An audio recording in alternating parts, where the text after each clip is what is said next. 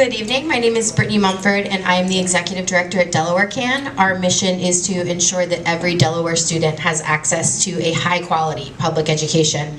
So we've heard a lot about problems this evening. I'm going to talk a little bit about what I won't call solutions, but we will call steps in the right direction.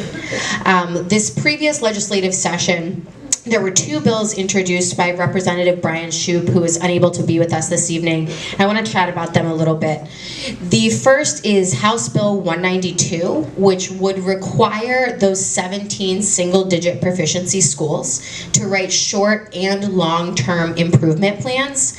Those improvement plans would then have to live on the school's main webpage. They would have to be presented at a school board meeting, and they would have to be presented to the legislature at least once a year. As I said, step in the right direction.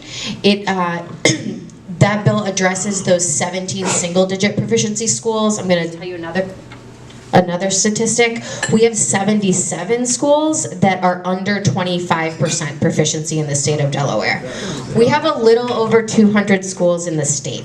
So 77 out of, I think it's 219. Just let that sink in for a minute. A quarter of those students can either read or do math on grade level. So what about those kids, right? Improvement plans, step in the right direction, phenomenal, but nothing is going to change overnight. So how do we help students that are literally trapped in those schools right now? If your family can't afford private school, if you don't live in a geographical area where charter school is an option, what do you do? There's literally nothing that these families and these students can do.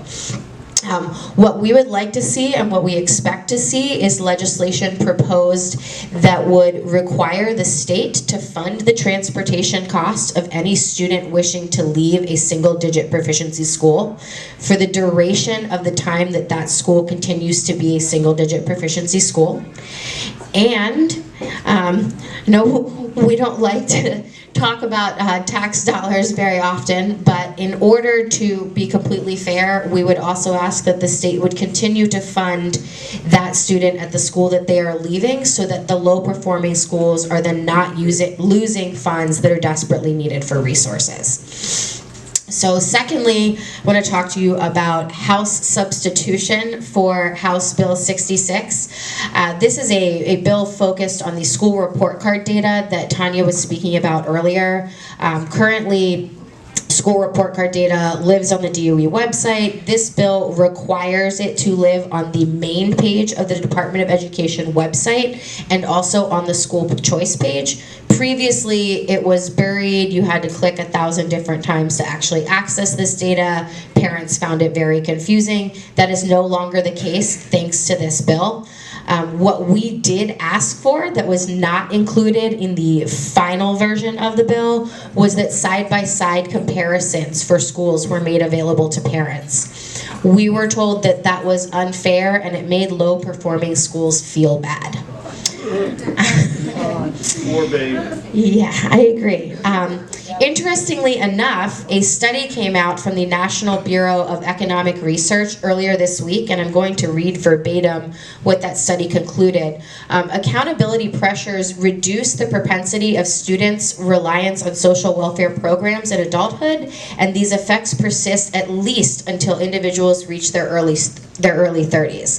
What this study showed is that pressure works. I don't like to use the word shame, but showing that schools are low performing encourages those schools to do better. Just like in life, competition breeds the best, correct? And I will leave you with, back in 2011, the state of Colorado adopted what they call their school accountability clock. And when they have a school fall under a certain proficiency level, schools get put on this accountability clock. And if they do not raise their proficiency level within 2 years, they are either taken over by the state or they are absorbed by a local geographical school district. Since they have put this in place in 2011, not a single school has been absorbed by the state or by a local district. Every single school that has been put on the accountability clock has improved their scores, has improved the proficiency of their students, and gotten off of the accountability clock. We don't have that sort of accountability in the state of Delaware, and without it, we're going to continue to have failing schools persist decade after decade.